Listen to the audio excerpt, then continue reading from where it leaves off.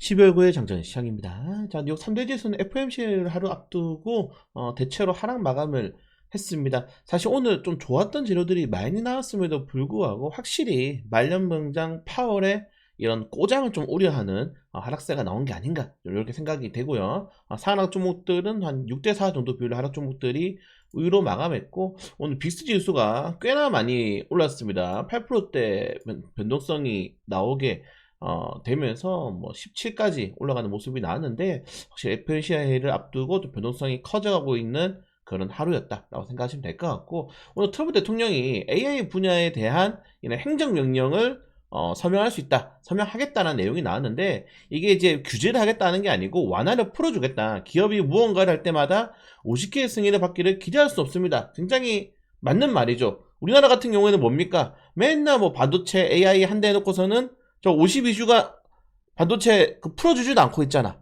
규제를 완화하는 거는 참 아이러니하게도 전 세계 1위, 2위 국가들이 계속 규제를 완화하고 있는데, 뭐 전 세계 몇십 위 국가가 계속 규제를 하고 있는 아이러니한 상황입니다. 우리나라도 빨리 이런 거 보고 좀 반도체 규제 좀 완화하고 정부 지원 정책이 나와야 되는데 그런 생각이 없는 것 같다. 안타깝다 말씀을 드리고 싶고요. 자, 그리고 오늘 이제 차기 사실 연준 의장이죠. 네, 캐비넷의 경제위원장이 금리 인하 계속돼야 된다. 그래서 기조를 살짝 밝혔는데 좋은 이슈가 많이 나왔죠. AI 밀어주고 금리 인하 하겠다. 근데 12월 달에 금리 인하에 대해서 연준 인사들의 내부 분열이 극심하다. 이런 뉴스가 나왔어요. 이런 뉴스가. 그리고 이런 뉴스가 나오면서 12월 금리 인하는 오케이. 근데 1월 달은 동결 가능성이 너무 높아. 70%까지 올라갔습니다. 1월 달 금리 동결 가능성이 뭐 가장 높죠. 그러면서 이러다가 우리가 생각하는 금리 안 오는 거 아니야? 아니면 정말 5월 15일 날 팔 연준 의장이 퇴임하는데 퇴임 이후에만 금리가 내려가는 거 아니야? 그럼 좀 늦죠. 네, 그래서 일단은 금리 인하를 앞두고 FOMC를 앞두고 어느 정도 긴장을 하고 있는 증시다라고 보시면 될 것 같고, 그리고 보시는 것처럼 빅테크주도 엇갈렸습니다. 네, 오늘은 이 구글 그동안 좀 시장을 선도했던, 최근에 계속 이 구글이랑 엔비디아가 엇갈리고 있어요. 계속 그 GPU, TPU 때문에 좀 경쟁 체제 흐름이 나오고 있는 것 같은데, 이렇게 같이 올라가는 게 좋은데 이렇게 좀 우리나라 예전에 삼성전자, SK하이닉스 같이 삼성이 오르면 SK하이닉스가 떨어지듯이 그러면 지수를 끌어올릴 수 없기 때문에 약간 좀 이런 거는 좋지 않은 흐름인데, 자, 오늘 마이크로테크놀로지 목표가 상향 리포트 나왔고, 엔비디아 H200 반도체 수출 가능성이 또 상승 마감했고, 브로드컴은 마이크로소프트의 이 주문형 반도체 또 생산 가능성의 상승이 나왔습니다. 그래서 오늘 나쁘지 않은 이슈가 꽤나 나왔는데 좀 아쉬운 하루였다.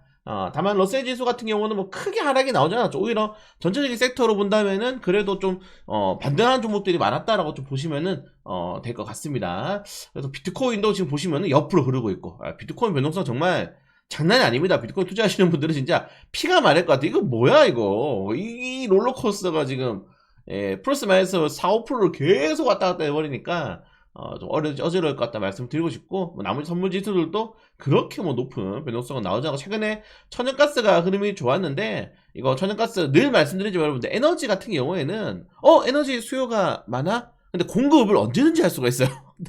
에너지는 공급 언제든지, 이게 뭐 리튬이라든가 뭐 지금 히토르처럼 이게 뭐 밸류 체인이 없는 게 아니야. 그냥 찍어내면 돼. 그래서 에너지 종목들의 변동성이 좀 크게 나왔다는 점도 체크하시면 될 것 같습니다.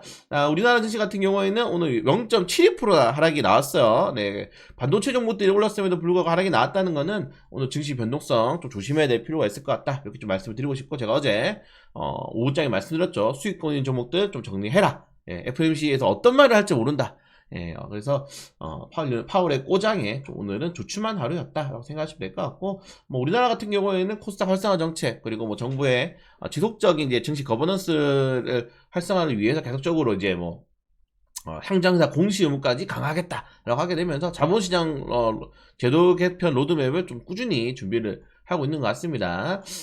그리고 2차전지 관련해가지고 외국인 투자자들 최근에 매수세가 나오고 있는데, 제가 어제도 말씀드렸지만은 그런 거 다 필요 없고, 알테오젠 코스피로 가면 에코프로가 1등이잖아요. 생각해보세요. 외국인 투자자들이 에코프로 분석해서 들어오겠습니까?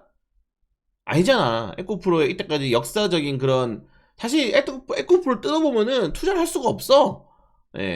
근데 그냥 우리나라 코스닥 시가총액 1위 종목이니까 거기다가 그냥 패시브 자금들이 싹 들어가는 겁니다. ETF 자금 들어가는 거고.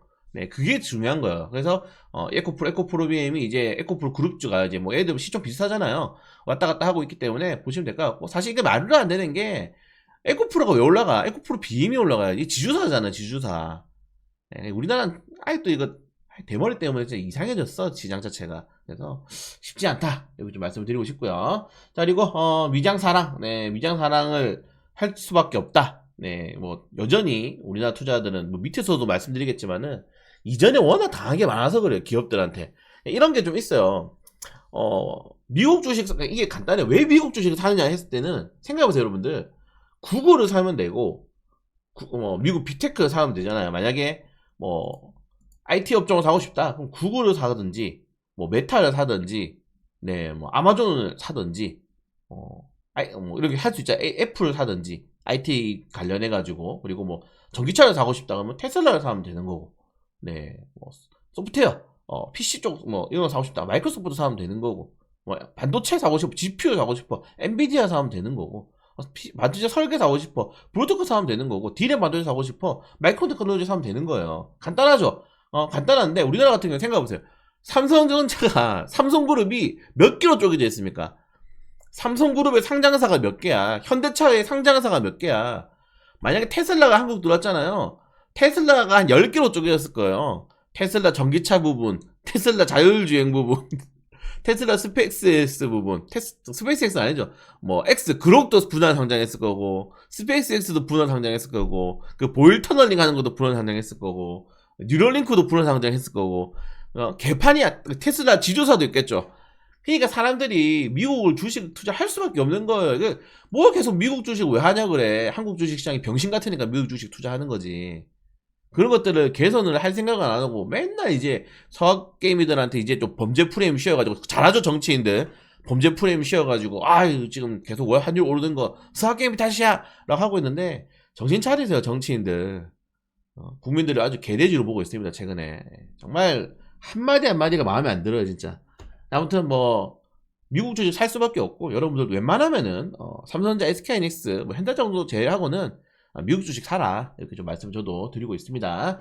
자, 그리고 국채 가격이 좀 많이 올라가면서 부담이 되고 있는데, 오늘 뭐 이제 일본에 지진이 나서 그렇다라는 내용도 있고, 여전히 이제 금리의 변동성을 앞두고 약간 안전선 쪽으로 약간 수요가 가는 게 아닌가 하는 우려도 있는데, 결국엔 FMC 이후에 높은 변동성이라고 생각을 하시면 될 것 같습니다. 자, 블룸버그가 자산운용사 10곳 중 그 자산운용사에 대해서 설문조사를 했는데, 이 보시면은 10곳 중 8곳이 거품 아니다, 네, 굉장히 많은 기업들한테 그 투자 그거 했거든요. 근데 보시면은 여전히 위험 자산을 선호하는 투자들이 더 많다 이거예요. 그러니까 여전히 시장에서는 리스크를 대비하더라도 좀 공격적으로 투자를 해야 된다라는 전망이 유효하다라고 말씀드리고 싶고, 목표가 계속 높아지고 있죠. 네, 그것도 본다면은 내년에도 뭐 강세장 좀 이어질 가능성이 높지 않을까, 이렇게 좀 말씀드리고 싶고, 자, 뱅크 오브 아메리카가 2026년은 최고의 런 앳 힛, 트레이드는 원자재다.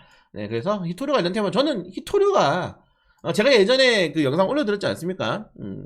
제가 예전에 전력설비, 그리고 SMR, 이거 미국은 지금 인프라가 없기 때문에 정말 강세될 수 있는 테마다. 이게 2년 전에 1년 전이죠. 1년 전에 딱 올려드렸거든요. 이제 2년 차가 돼가고 있는데 거의 300%, 500% 올랐어요. 그 주식들이. 저는 이제 2027년도에는 원자재가 지배하는 세상이 될 것이다, 그렇게 말씀을 드리고 싶고, 거기에 히토류 관련해가지고 저는 그냥 담아야 된다. 월급 들어올 때 아니면 분기마다 이렇게 좀 생각을 드리고 말씀을 계속 드리고 있습니다. 브리핑 해드리고 있죠. 그리고 뭐 K장 양극화는 미국뿐만 아니고 전 세계적으로 마찬가지. 이게 뭐가 문제냐면은, 자, 여러분들 임금 상승률이 줄어들고 있어. 임금 상승률도 줄어들고 있고 노동시장도 줄어들고 있는데, 자본, 주식시장 자본이라든가 이런 자본은 계속 늘어나는 거야. 이게 문제라는 거예요 여러분들.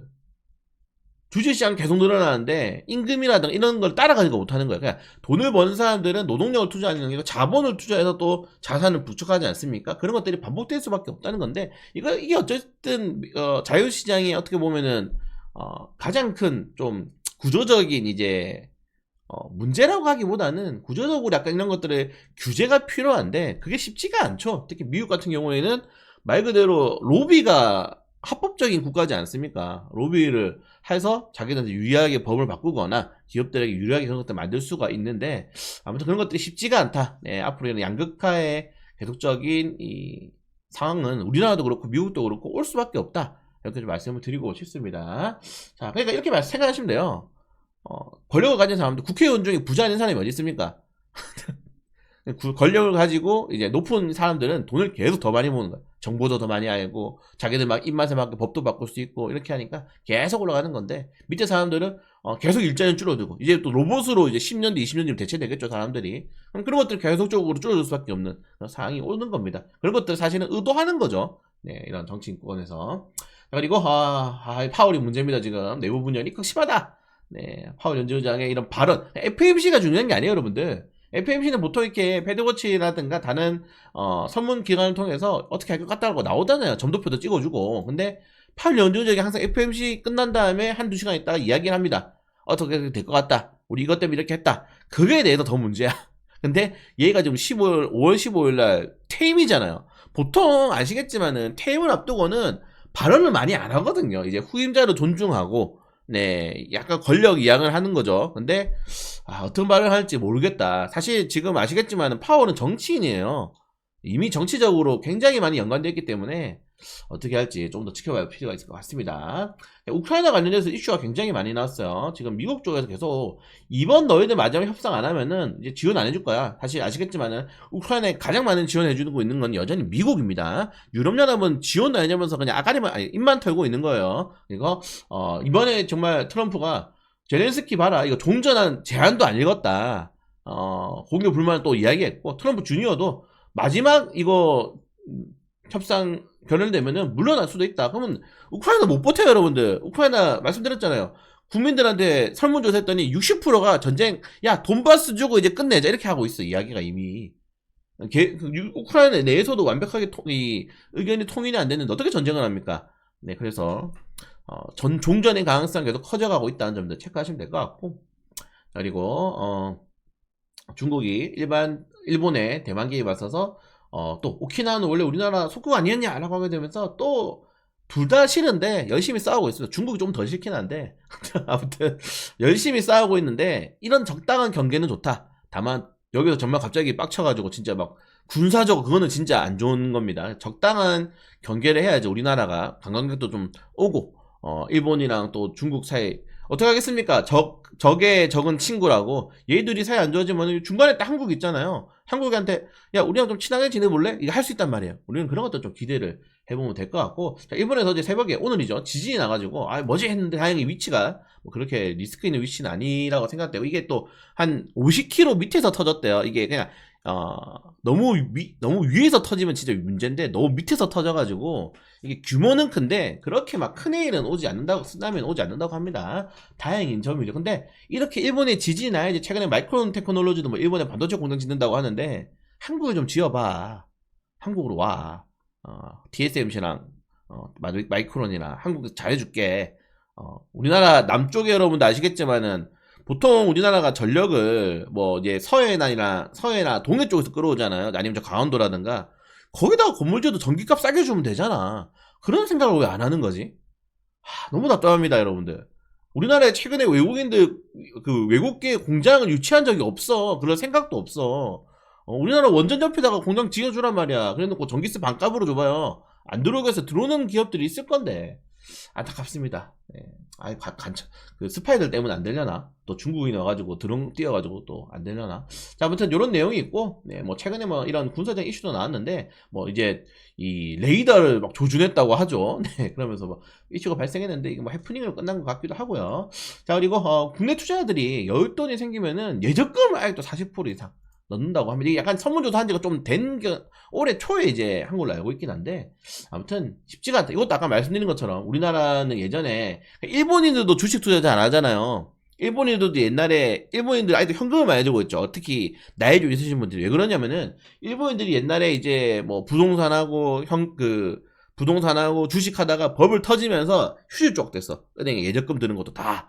그러다 보니까 현금을 많이 들고 있으라 그런단 말이죠. 그래서 이런 것들이 우리나라도 아시겠지만 2000년도에 코스닥이 그때 2900이었어. 우리나라도 2000년도에 닷컴버블 터지고 사람들이 예이씨 다시 주식 안 한다 이런 사람들이 얼마나 많겠습니까? 그러니까 서학개미 되던지 한국 주식 안 하는 사람들이 많아지고 있다는 거죠. 그래서 아니 뭐 비트코인 한다든지 이런 것들 때문에 이런 것도 제도 개선이 필요하지 않을까 좀 이렇게 생각이 되는데, 그렇다고 은행에 돈을 넣을 수도 없어요. 물가 상승률을 지금 예전까지 못 따라가.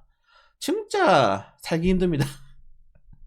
진짜 살기 힘든 구간대야. 정말 뭐 저는 괜찮은데, 저는 계속 걱정되는 거 10대 20대들 정말 걱정됩니다. 네, 걱정된다. 자, 그리고 정부 스테이블 코인이 계속 힘겨루게 하고 있는 거죠. 이 스테이블 코인 발행을 은행 주도로 할 것이냐 아니면은 정부에서 주도로 할 것이냐. 왜냐면 통화 정책을 가져가는 거는 엄청나게 힘이 생기는 거기 때문에, 예, 그렇습니다. 그래서 계속 그러니까 미국도 연준이랑 그 정부가 분리되어 있잖아요. 이 통화 정책에 대해서 정부가 너무나 막강하게 권력을 가져가는 것을 견제하기 위해서. 근데 이제 스테이블 코인 관련해 가지고 계속 정부가 이거 가져가려고 그러는데 한국은행한테 주는 게 맞지 않나, 개인적으로 좀 그렇게 생각이 됩니다. 네, 너무 지금 우리나라는 국회의원이나 대통령이랑 권한이 너무 세요. 너무 세. 제왕적이야, 제왕적들. 제왕적 정치. 오늘 정치 얘기 너무 많이 한다고 또 사람들 싫어하나? 아무튼 환자들이, 정치 환자들이 많아가지고 약간 조심스럽네요. 이런 거에 대해서 이야기 안 할 수가 없는데 빨리 넘어가겠습니다. 자, 그리고 증권가에서 최근에 2차전지 관련해가지고 계속 전망치가 좋게 나오고 있다는 점들 체크하시면 될 것 같고, 자, 그리고 최근에 ETF에 대해서 굉장히 많이 투자를 하고 있죠. 뭐 ETF에 대한 수익률이 굉장히 좋았기도 하고, 뭐 아시겠지만 ETF가 뭐가 좋습니까, 여러분들? 알아서 돈 넣어놓으면은 알아서 리밸런싱 해주고 알아서 비중 조절해주고 하니까 나쁘지 않은 거고, 위에서도 말씀드렸지만은 상장을 너무 많이 해. 현대차, 그냥 우리나라가 너무 웃긴 게, 뭐 포스코 그룹주 ETF가 있잖아. 하나그룹주 ETF가 있잖아. 얼마나 상장을 쪼개서 했으면은 웃긴 거 아닙니까? 테슬라 ETF가 있는 거랑 똑같은 거예요. 그러니까 이게 참 안타까운 일이다. 저는 이렇게 생각해요. 그냥 이걸 이제 근데 구조적으로 이제 바꿀 수가 없잖아요. 그러니까 이제 빨리 좀 기업들한테 너희들 빨리 좀 자사주 정리하고 계열사주 정리하고 이런 좀 해라. 이런 것들 때문에 상법 개정이 좀 필요하다고 생각됩니다. IPO 계속 잘 하고 있죠. IPO로 지금 돈 많이 버셨죠. 예, 제가 정말 한 2년 전부터 여러분들한테 땅에 돈이 100만원 떨어져 있으면 안 줄 것이냐. 그게 IPO 안 하는 사람들이다. 제가 말씀드렸지 않습니까? IPO 하면 1년에 100만원은 무조건 법니다. 그냥 무조건이라는 단어가 잘 오면 안 되는데 무조건 벌어요. 왜? 2022년부터 그래 벌고 있어, 실제로. 용쌤 계속 IPO 하면서 본인도 IPO를 한단 말이에요. 100만원을 번다니까 1년에. 여러분들 땅에 100만원 떨어진 거 안 주실 거예요? 빨리 계좌 만들어 놓으세요. 네. 자, 그리고 브로드컴이랑 마이크론 소프트가 이제 맞춤형 반도체에 대한 논의를 하고 있는데, 원래 마베 테크놀로지가 마이크로텍 소프트에 이제 맞춤형 반도체 협력사였는데, 그래서 마베 테크놀로지는 떨어지고 브로드컴 올라갔다는 소식이 있고요. 자, 그리고 넘어가면 될 것 같습니다. 넷플릭스가 좀 떨어졌는데, 파라마운트가 적대적 인수를 또 선언하면서, 파라마운트랑 이렇게 또 경쟁이 붙으면 어떻게 되겠습니까, 여러분들? 넷플릭스가 돈 더 써야 되는 거야. 지금도 돈 너무 많이 쓰고 있는데. 이렇게 되면서 넷플릭스 주가도 떨어지고 있는데, 인수를 안 하는 것도 좋지 않나. 넷플릭스 주주들은 좀 그렇게 생각을 하고 있을 겁니다. 뭐 아시겠지만 승자의 저주라고, 현금을 너무 많이 때려가지고 뭐 빅딜을 하게 되면은 그 회생하기 쉽지가 않아요. 현금을 마련하기가. 그래서 쉽지가 않다. 원래 항상 M&A는 피인수 기업이 좀 호재가 되는 거죠. 자, 이런 내용이 있고, 네. 오늘 알지노믹스, 네, 공모청장 암치간의 바이오 흐름 좋죠. 테라이버드스 또 상장하는데 오는 잘 모르겠다. 자, 아무튼 요 정도 내용까지 좀 말씀을 드리고 싶어요. 그래서 어제 말씀드린 대로 뭐 그렇게 큰 정말 뭐 방향성이 나올 것 같지 않지만, 일단은 양한 선물이 좀 많이 떨어졌기 때문에 오늘 국내 정치도 좀 리스크 좀 대비를 하게 되면서 이제 FMC 그리고 옵션 선물 동시 만기 준비를 잘 해볼 수 있도록 하겠습니다.